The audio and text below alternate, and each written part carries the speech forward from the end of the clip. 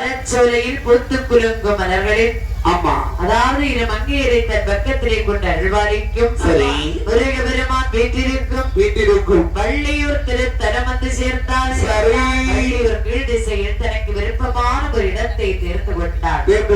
அங்குதான் தட்டில் அம்மை இறங்கினாள். அம்மை விருதலட்சுமி அம்மையும் ஆமா கூட வந்த தோழியரும் கன்னிமார்களும் அப்படி படைகளுமாகவே அங்கே அழகாக அமர்ந்து வைக்கின்றார். அப்பா சரி அம்மையானவள் வள்ளியூர் பதிலே வந்து அவளது பாளையத்தில் சிங்காசனத்தை விட்டு அங்கே புதுமலட்சுமி அம்மை அழகாக வந்து அங்கே இருக்கின்றார். சரி அப்படி இருக்க நேரம்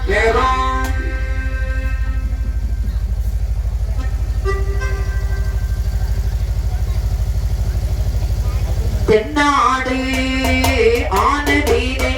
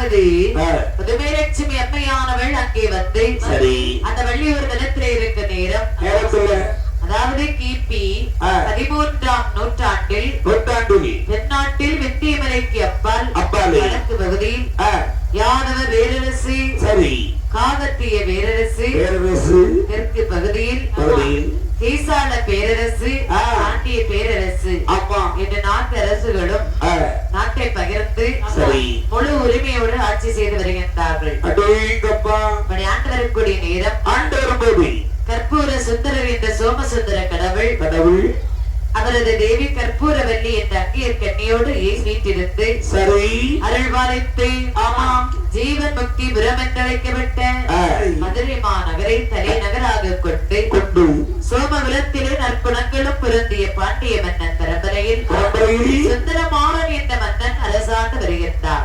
சுந்தரமாறன் என்று சொல்லக்கூடிய மன்னன் 6 கடமை வாங்கி அசையாத மணி கட்டி ஊரில் ஒன்றும் குறையாமல் அந்த கோவிலை நல்ல முறையில் ஆண்டு வருகிறார். சுந்தரமாறன் ஆண்டு வரும் நேரம் பட்டத்தரசியாக மாலையம்மாளை திருமணம் முடித்தார்.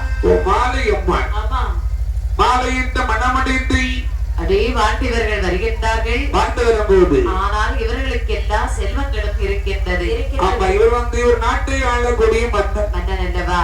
மன்னனுக்கு அழகாக மணமடித்து வாழ்ந்து வரும்போது அவருக்கு குழந்தை இல்லை. ஏன்னா அவருக்கு பிற்காலம் அந்த நாட்டை ஆளுவருக்கு குழந்தை வேண்டும் அல்லவா? மன்னர் என்று சொன்னால் கண்டிப்பாக குழந்தை வேண்டும். குழந்தை இல்லாத கவலையில் அவர் இருக்கின்றார். சுந்தரமாறன் திருமணம் முடித்து வாழ்ந்து வருகின்றார். சரி. ஆனால் அவர்களுக்கு குழந்தை செல்வம் இல்லை. அம்மா அரசால குழந்தை ஒன்றை இல்லை என்று சொல்லி யாகங்களை வளர்த்து பார்த்தார்கள். தான தர்மங்கள் செய்து பார்த்தார்கள். குழந்தை வாக்கியம் கிடைக்கவே இல்லை. எப்படியாவது நமக்கு ஒரு குழந்தை கருள் கிடைத்து விடாதா? அப்படி ஆலோசனை செய்திருக்க அண்ணன் ஒரு ஆளையை வரவழைத்து சொல்லுகின்றார். ஐயா, ஜோதிடம் பார்க்க வேண்டும். கண்டிப்பா அரண்மனை சோதரரை கூட்டி வாருங்கள். என்ன இது ஒரு குழந்தை இல்லாம இருக்கு, என்ன காரணம் என்று அறிகிறேன்.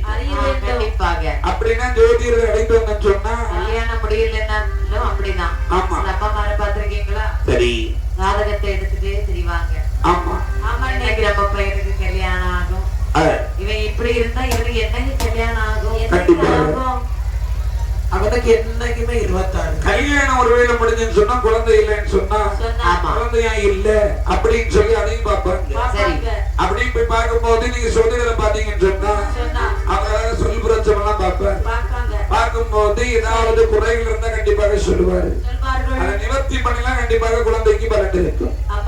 அப்படி என்று அழகாகவே அரண்மனை சோதரரை வைத்து விட்டு வந்தார்கள். சோதரரை வரவழைத்து வந்தார்கள். சரி. சோதரரும் வருகின்றார். அந்த சோதரரிடத்திலே மனமுடைத்து வேதனை கொண்டு அதாவது சுந்தரமாறனிடம் சொல்லுகின்றார். என்ன சொல்றாரு?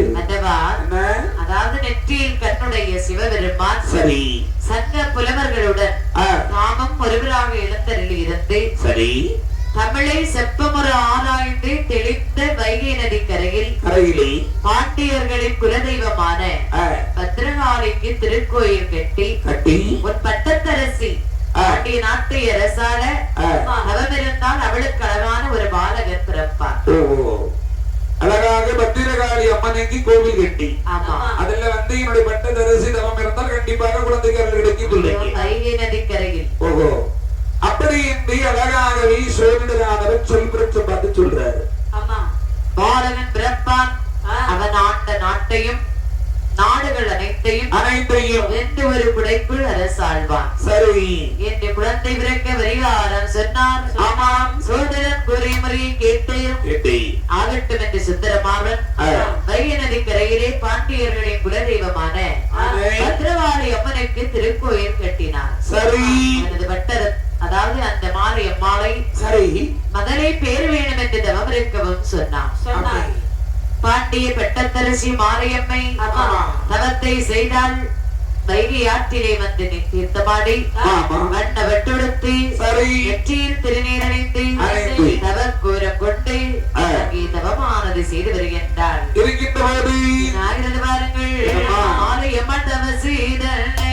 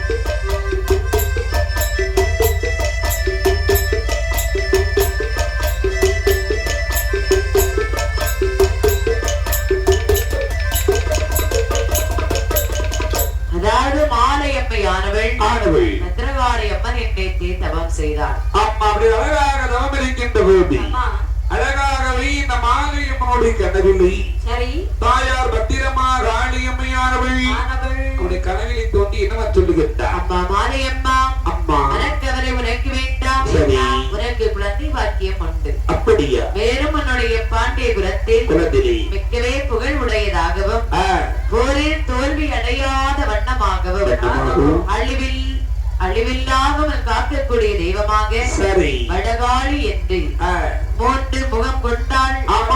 புதுமை லட்சுமி அம்மையை ஈசன் படைத்து தென்பாண்டி நாட்டில் வெள்ளி நாட்டிற்கு அனுப்பியுள்ளார். சரி அந்த புதுமை லட்சுமி அம்மையை காவல் தெய்வமாக ஏற்று குல தெய்வமாகவும் ஏற்று மக்கள் வழிபட்டு வந்தால் எல்லா நன்மைகளும் கிடைக்கும். எந்த ஒரு குறையும் வராது. அவை புறக்கணித்தால் அதை கேட்டுக்கொள். என்ன? அதாவது புதுமை லட்சுமி அம்மையை புறக்கணித்தால் பாண்டிய குலத்திற்கு வரும் அழிவை யாராலும் தடுக்க முடியாது. அந்த அம்மாவை நீங்க கும்பிட்டீங்கன்னு சொன்னா உங்களுக்கு எல்லாம் நல்ல காரியமா நடக்கும்.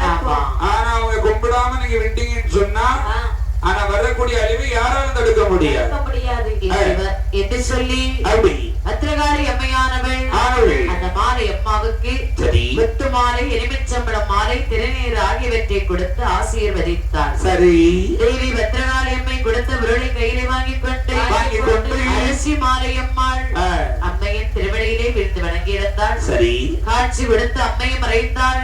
மாலையிலே மாலை அம்மாள் எடுத்து வழக்கம் போல் வைகை நதியிலே தீர்த்தமாடி அரண்மனைக்கு சென்றாள். மேலக்கார அண்ணாவிகள் உடைய ஆலயத்துக்கு வருமாறு அன்புடன் கேட்டுக் கொள்கின்றார்கள். மேலக்கார அண்ணாவிகள் உடைய ஆலயத்துக்கு வருமாறு அன்புடன் கேட்டுக் கொள்கின்றார்கள். பத்திரகாளியின் திருவருளாலே பாண்டிய நாட்டின் பெட்டத்தரசி மாரியம்மை கருவுற்றார். கருவுற்ற அம்மையானவள் அங்கே அழகாகவே வளர்த்து வருகின்றது. கருவானது தான் வளர்த்து பாருங்கள் வசல ஏது தான் பூத்து தான் மறந்தா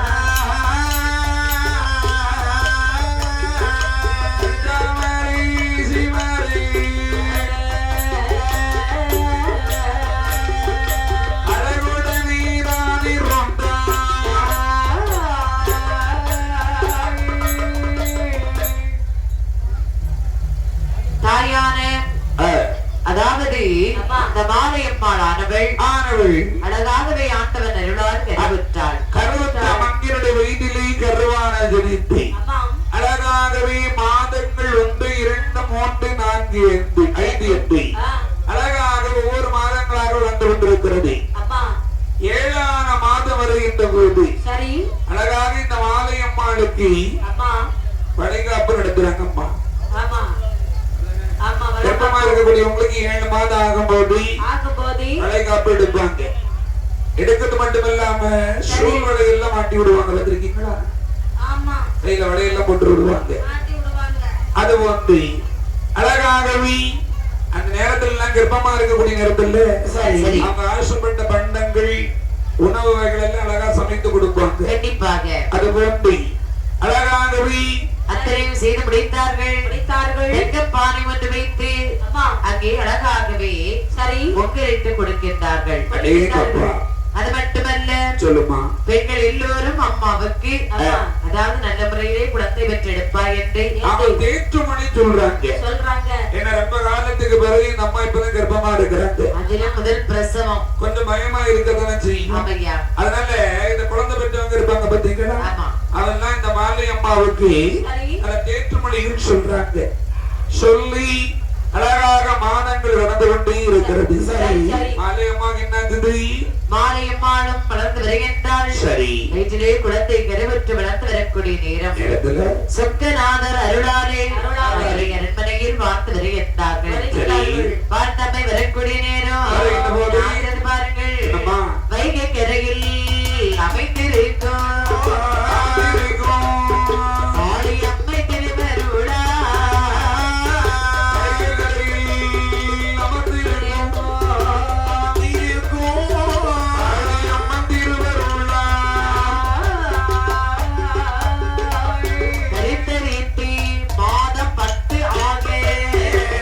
Yeah.